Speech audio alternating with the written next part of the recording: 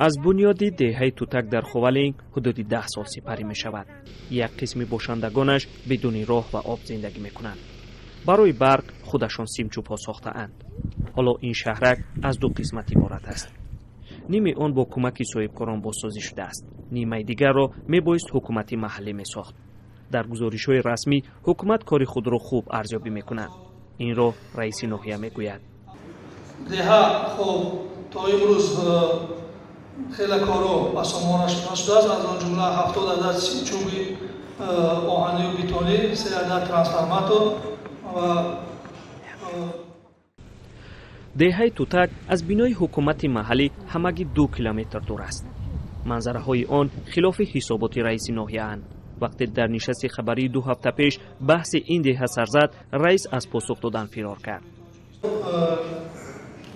تعمیر کرده شده است. این بود در آینده در نقشه گرفتگیم باقی مانده کمبودی را برطرف میکنیم.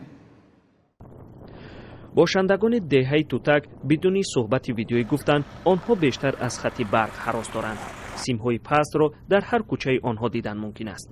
این کودکان هم در تگ این سیم‌ها بازی میکنند. هراسی ساکنان هم در آن است که در صورت شکستن سیمچوب یا کنده شدنش سیم به بالای فرزندانشان میافتد. محله توتک ناحیه خوالینگ به 2 قسمت جدا می شود.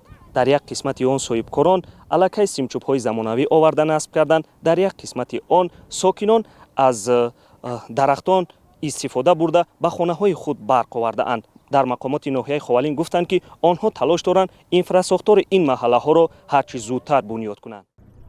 این راه منفرش هم با سیمچوب‌های بتونی با کمک صاحبکاران بنیاد شده اند.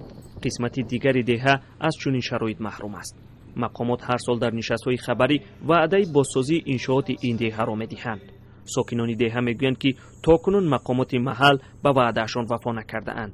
به گفته آنها سال از سال در دهه توتک خانه‌ها زیاد می‌شوند. حالا در آن تقریباً 500 خانه نو بنیاد شده است.